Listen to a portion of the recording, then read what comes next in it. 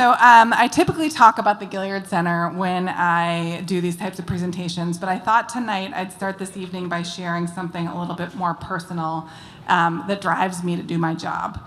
And somewhere along the way, I'm going to connect these two beautiful men, George Clooney and Robert Smalls. So we'll see where that takes us.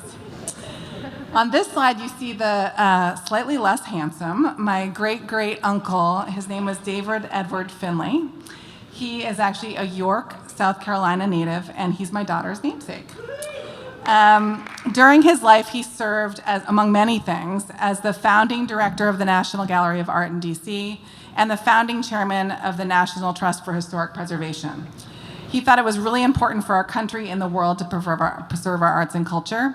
But the crazy thing is, I didn't know much about him until this movie came out. One of his accomplishments was so legendary that the story caught George Clooney's imagination, and he assembled the team of artists that wrote, directed, and starred in this movie. During World War II, David Finley led the Roberts Commission, which created and oversaw what we now refer to as the Monuments Men. The concept behind the Monuments Men was to give the Allied forces information about important cultural landmarks and collections in Europe in order to preserve these priceless pieces of history. And there was a group of scholars who literally went behind enemy lines in Germany and France to try to save the artwork that would otherwise be lost. They also saved cathedrals, museums, and other important historic sites from being bombed by providing intelligence about their location to generals making plans of attack. You can imagine that this effort in the midst of a world war took some significant negotiation. And David Finley was the master at getting the right powerful people in the room to do the right thing when it came to the preservation of the arts. Again, this is the type of story that should have been handed down from generation to generation, but even within my family, it took someone creating a piece of art, in this case a major motion picture, for the story to stick. So fast forward to 2001, I moved to Charleston with my family, who are all here tonight, and began my new role leading the Gilyard Center. And it didn't take long for me to feel the pull to uplift the many untold stories of this remarkable community by asking artists to help them make them unforgettable. In July 2022, we partnered with the Mother Emanuel AME Church and the International African American Museum to mount a 3-day festival in honor of the bicentenary of freedom fighter Denmark Vesey's 1882 planned uprising. Another remarkable yet unknown story is that of Robert Smalls. Aside from the small plaque at Waterfront Park, there's very little shared about this man's incredible life in the community in which he lived. So in 2023, we produced the Gilyard's first theater production about Robert Smalls' life, entitled Finding Freedom, The Journey of Robert Smalls. Under the direction of Jamaica Holloway, the play was a resounding success, and we hope the production helps bring this remarkable man's story more to the mainstream. In fact, we're currently working on a national tour production in 2026 to ensure that this American story that just so happens to be local is known nationwide.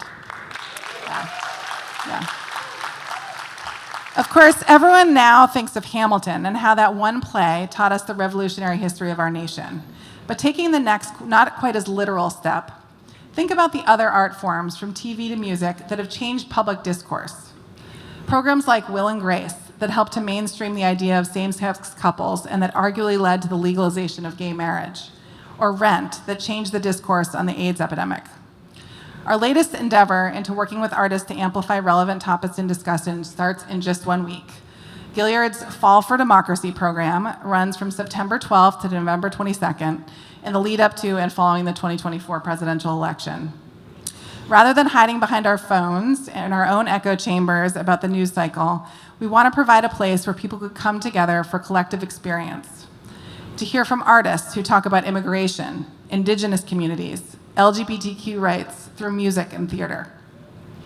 We're excited to kick things off next Thursday with Creative Citizenship, Arts and Democracy, a panel of artists, authors, theater makers, and community leaders discussing the role of arts and artists in today's democracy.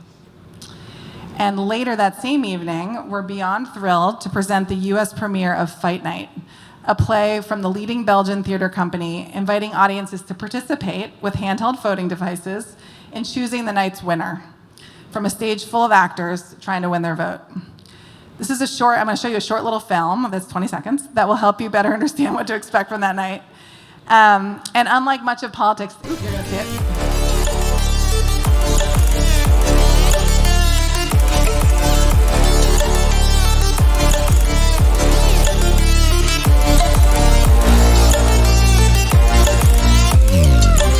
I certainly hope the daredevils vote for me.